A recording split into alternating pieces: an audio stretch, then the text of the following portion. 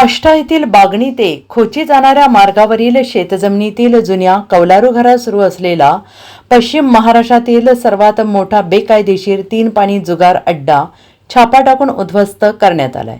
Police अधीक्षक संदीप घुगे यांच्या विशेष पथकाने सदरची कारवाई केली आणि या ठिकाणी जुगार खेळणाऱ्या कर्नाटक राज्यासह सांगली आणि कोल्हापूर जिल्ह्यातील 39 जणांवर कारवाई करत 1,14,350 रुपयांची रोकड आणि 50,36,020 रुपयांचे जुगार साहित्य, मोबाईल, वाहने असे एकूण 51,50,370 रुपयांचा मुद्देमाल जप्त केला आहे। पोलीस अधीक्षकांच्या पथकाने जुगार अड्ड्यावर छापा टाकत कारवाई केल्याने खळबळ उडाली। पोलीस अधीक्षक संदीप घुगे यांना गोपनीय माहिती मिळाली की आष्टा येथील बागणी ते खोची जाणाऱ्या मार्गावर बेकायदेशीर तीन पाणी जुगार अड्डा सुरू आहे।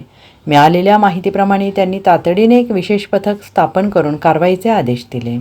पथकातील पोलीस उपनिरीक्षक अफरोज पठाण यांनी तातडीने सायबरच्या मदतीने जुगार अड्ड्याची गोपनीय माहिती मिळवली आणि याच वेळी खोचीकडे जाणाऱ्या रोडवरील मुरलीधरण मनोहर बामणे यांच्या मालकीच्या शेतजमिनीत असणाऱ्या जुन्या कौलारू घरामध्ये मुबारक मौला नाईकवाडी हा विनापरवाना लोकांकडून पैसे लावून आर्थिक फायद्याकरिता तीन पाणी हार जीतचा खेळ खेळत असल्याची माहिती मिळाली आणि यावेळी तातडीने एक विशेष पथक स्थापन करून त्या ठिकाणी या पथकाने छापा टाकला।